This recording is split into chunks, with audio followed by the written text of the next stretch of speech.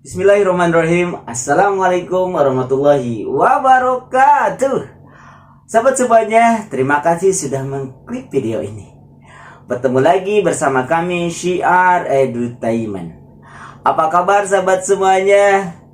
Semoga kabar baik senantiasa menyertai sahabat semuanya dimanapun berada. Pada kesempatan yang berbahagia ini, Kak Oji akan melanjutkan kembali cerita tentang 10 sahabat Nabi yang dijanjikan masuk surga. Di video sebelumnya, Kak Oji sudah menyampaikan kisah tentang sahabat Rasulullah Muhammad SAW, yaitu Abu Bakar As-Siddiq dan Umar bin Khattab. Siapa yang belum nonton? Iya. Baik, yang belum nonton bisa klik dua video Kak Oji sebelumnya ya. Di video kali ini Kak Oji akan bercerita tentang kisah sahabat ketiga. Siapa ya? Iya betul, Utsman bin Affan. Simak terus videonya ya.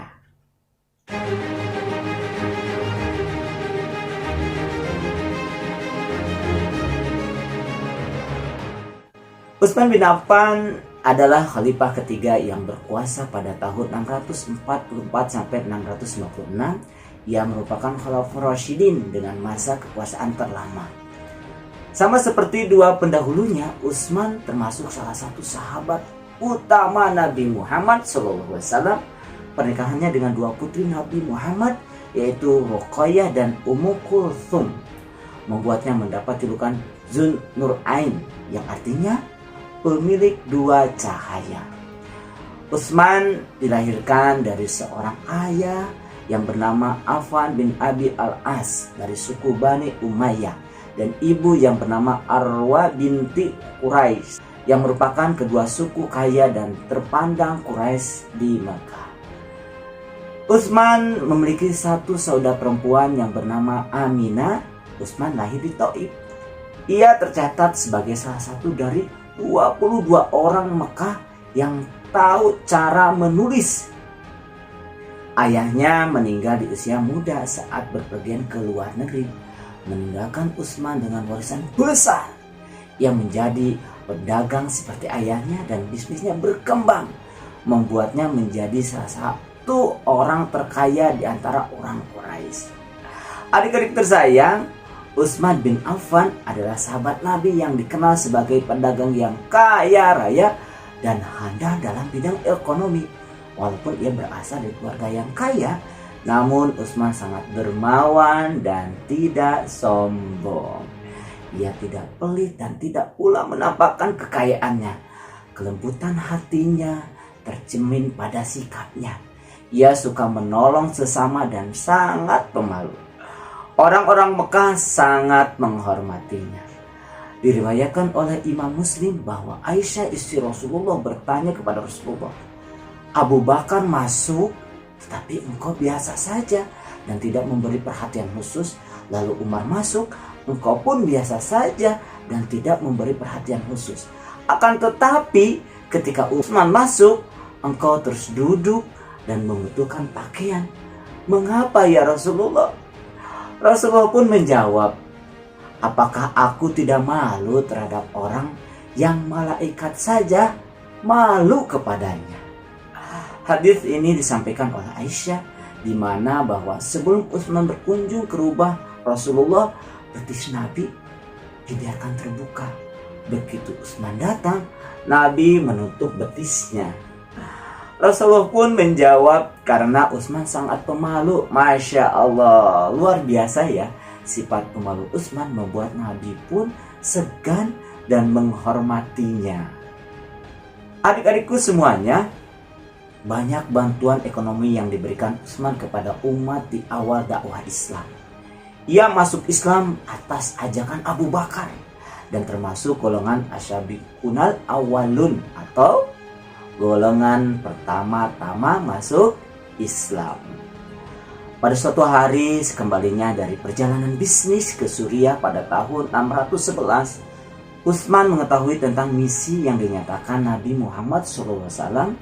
Setelah berdiskusi dengan temannya, yaitu Abu Bakar, Utsman memutuskan untuk masuk Islam. Masya Allah. Abu Bakar membawanya kepada Nabi Muhammad SAW untuk menyatakan keimanannya. Utsman menjadi salah satu orang yang paling awal masuk Islam, mengikuti Ali, Zaid, Abu Bakar, dan beberapa yang lainnya. Masuknya ia ke dalam agama Islam saat itu membuat marah sukunya, Bani Umayyah, yang sangat menentang ajaran Nabi Muhammad.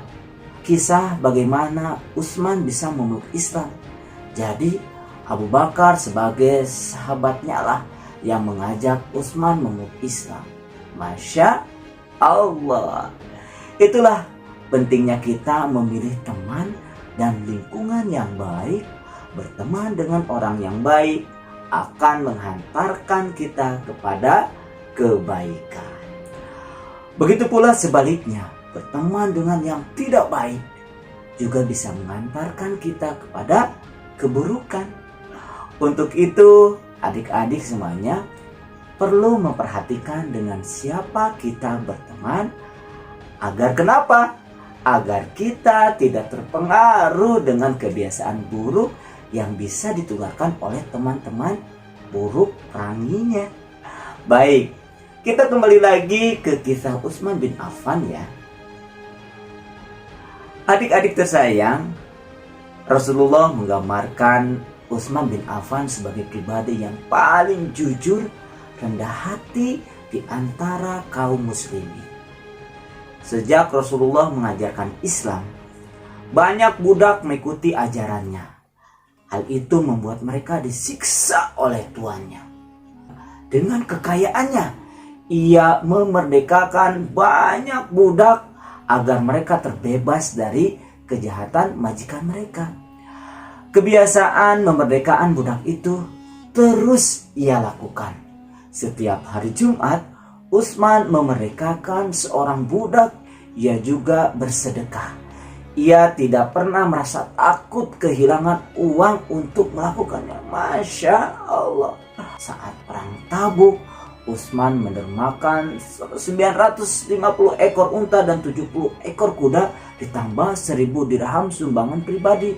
Untuk perang Tabuk nilainya sama dengan sepertiga biaya perang tersebut.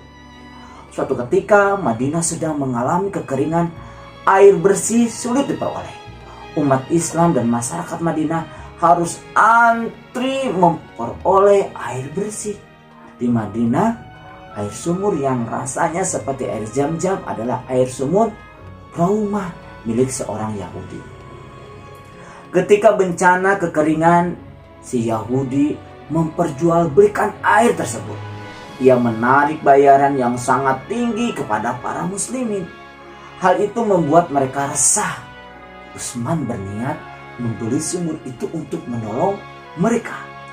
Si pemilik sumur awalnya enggan, tetapi setelah mendapatkan harga yang sangat tinggi dari Utsman, ia akhirnya menyerahkan sumurnya. Utsman pun menyerahkan sumur itu kepada kaum muslimin agar dapat diambil airnya secara gratis. Masya Allah. Utsman bin Affan menunjukkan kedermawanannya dengan membeli mata air Raumah seharga 35.000 dirham. Mata air itu ia wakafkan untuk kepentingan rakyat umum.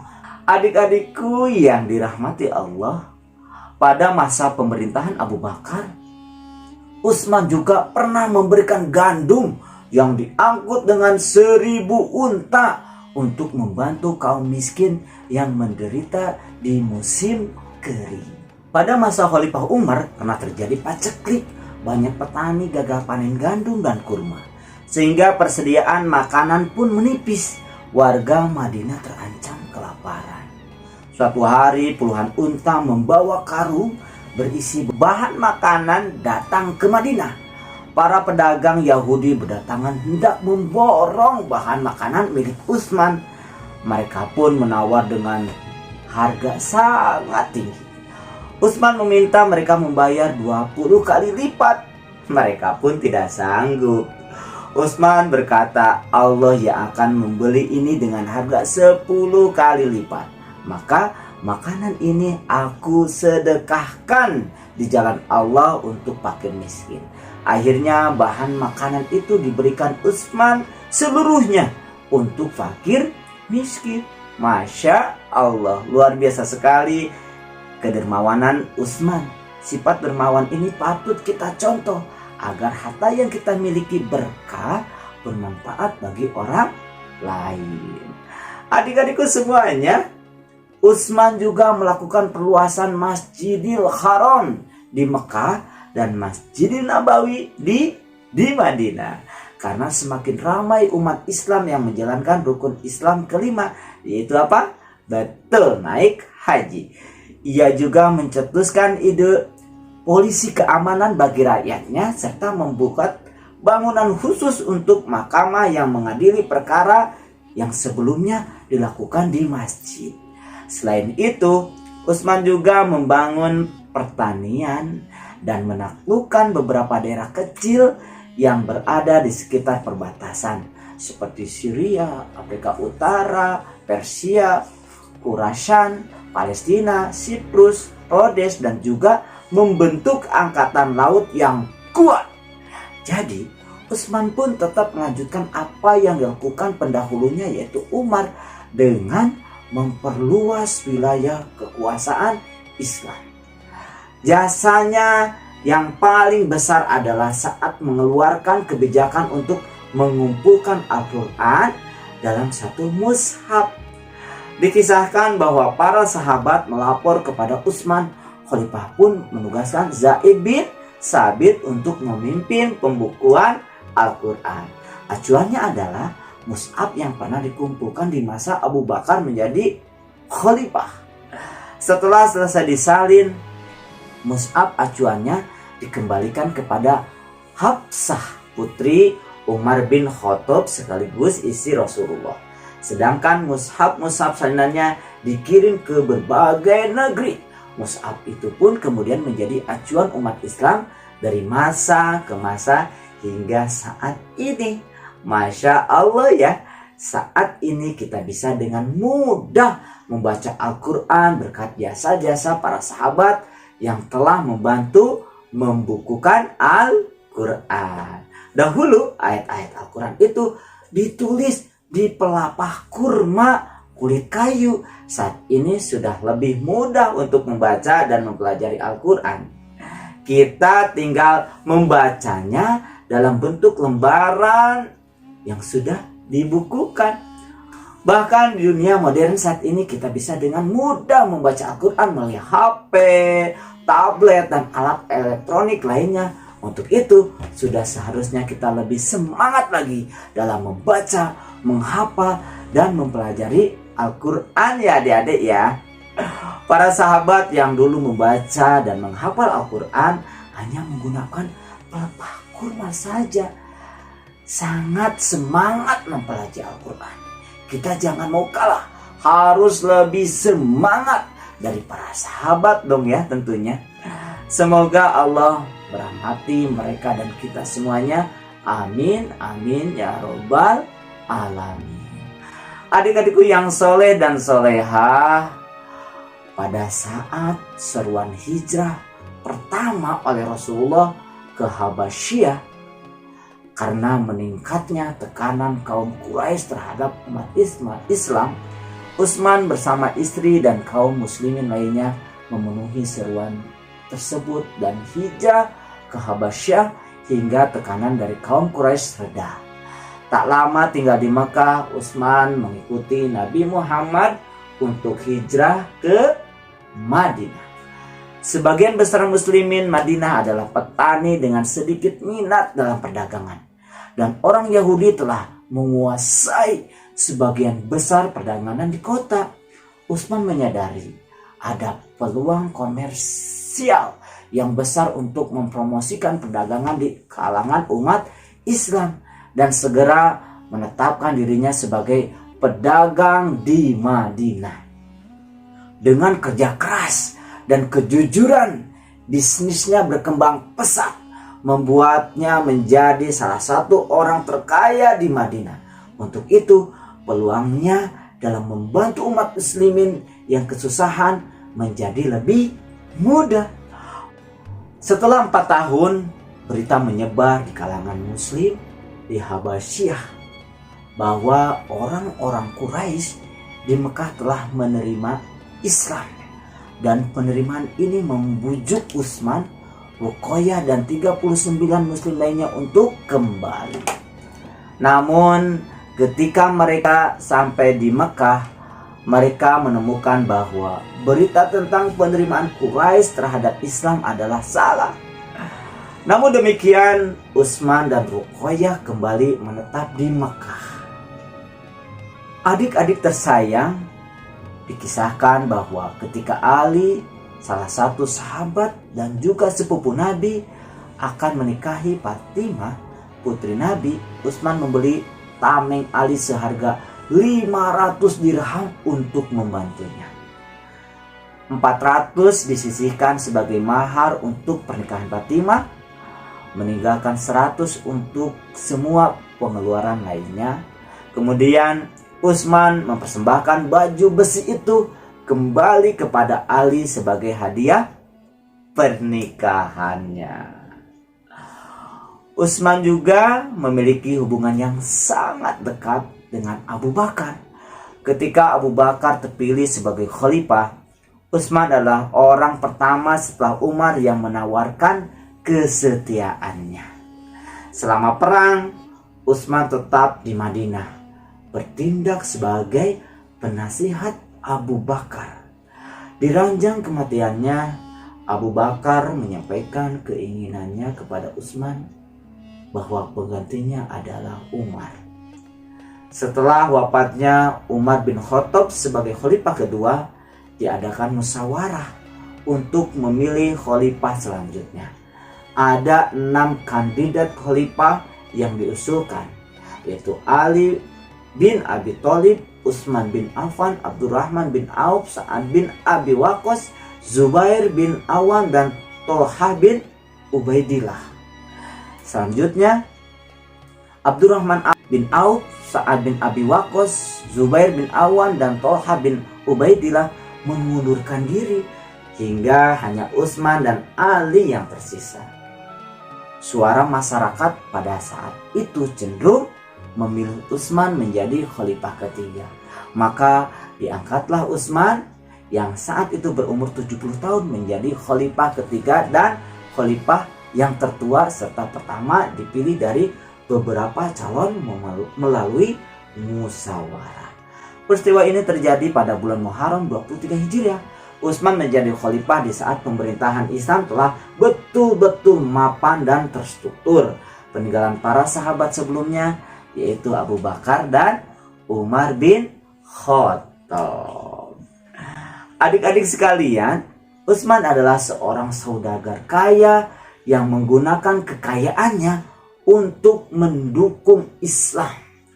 Selama pemerintahannya, gaya militer Utsman lebih bersifat otonom karena ia mendelegasikan begitu banyak wewenang militer kepada orang-orang yang dipercayanya, seperti Abdullah bin Amir, Muawiyah, dan Abdullah bin Sa'ad. Tidak seperti masa jabatan Umar di mana militer ekspansi pada umumnya terpusat pada otoritas Umar. Konsekuensinya, ekspansi yang lebih independen ini memungkinkan ekspansi yang lebih menyeluruh sampai Syed, Pakistan, yang tidak tersentuh selama masa pemerintahan Umar. Di masa kekuasaannya, pemerintahan Islam juga memperluas wilayah ke Fars, sekarang Iran ya, pada tahun 650, dan beberapa wilayah Khurasan, sekarang Afghanistan, pada tahun 651. Sedangkan penaklukan Armenia telah dimulai pada tahun 640-an. Muawiyah ditunjuk sebagai gubernur Suriah oleh Umar pada tahun 639 untuk menghentikan Bizantium dari laut selama perang Arab Bizantium. Penunjukan ini terjadi setelah kakak laki-lakinya Yazid bin Abu Sufyan yang saat itu menjabat sebagai gubernur Suriah meninggal dalam wabah. Di bawah kekuasaan Utsman pada tahun 649, Muawiyah diizinkan untuk mendirikan angkatan laut diawaki oleh orang-orang Kristen monofisik, Koptik dan para pelaut Kristen Suriah dan pasukan Suriah. Hal ini mengakibatkan kekalahan angkatan laut Bizantium pada pertempuran tahun 655. Adik-adik semua, di masa kepemimpinan Khalifah Utsman, beberapa gubernur kurang cakap dan sering mengecewakan rakyat. Hal itu dimanfaatkan musuh-musuh Islam untuk menghasut rakyat melakukan protes kepada Madinah.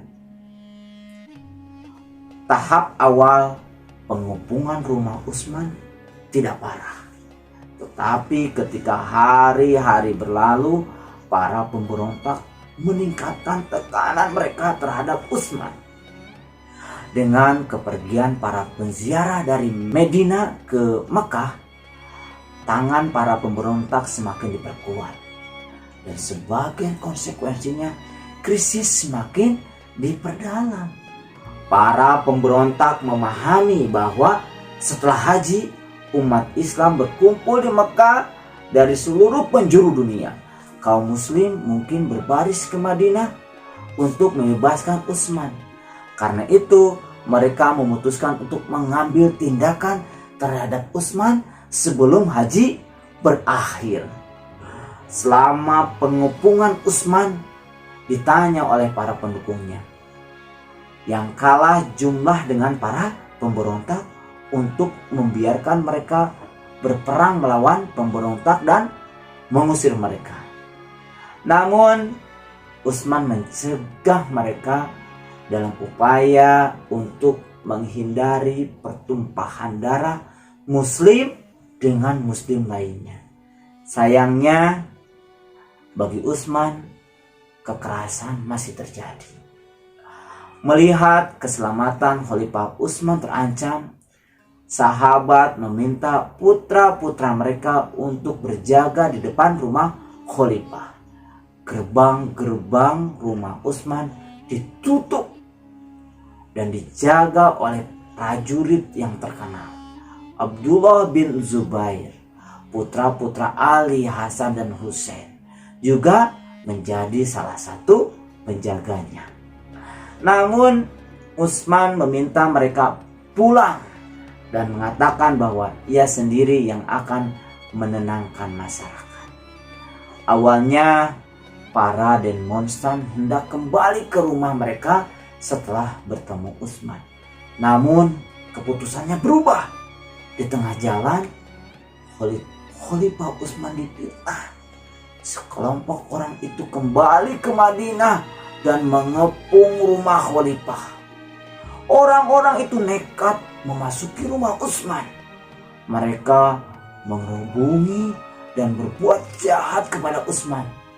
Hingga akhirnya Utsman pun meninggal dunia.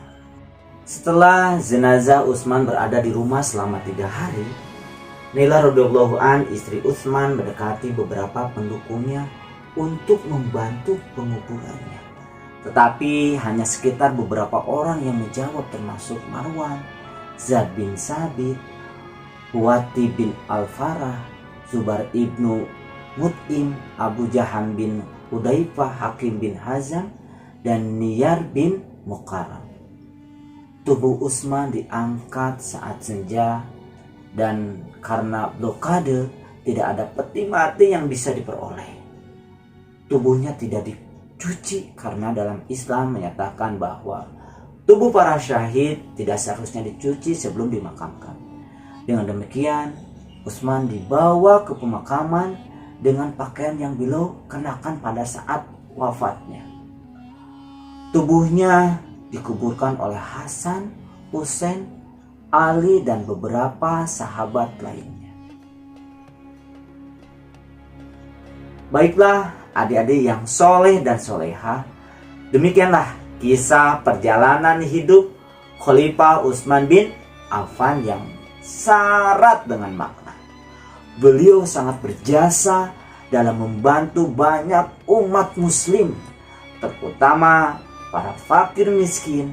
Namun akhir hidupnya sangat tragis dan memberi banyak pelajaran serta hikmah bagi kita semua, bahwa pengorbanan dan ujian dalam dakwah itu sangatlah berat.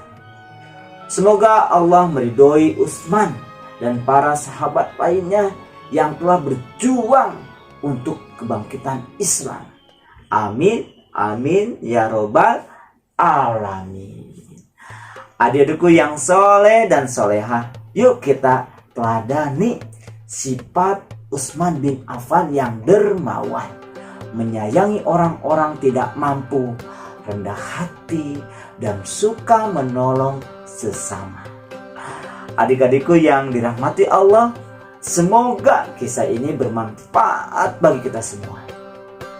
Apabila adik-adik menyukai cerita yang dibawakan ke Oji, yuk dukung channel ini dengan like, komen, subscribe, dan share kepada teman-teman, adik-adik semua, orang tua, paman, bibi, tetangga, dan semua orang yang adik-adik sayangi, sehingga bisa bermanfaat untuk banyak orang.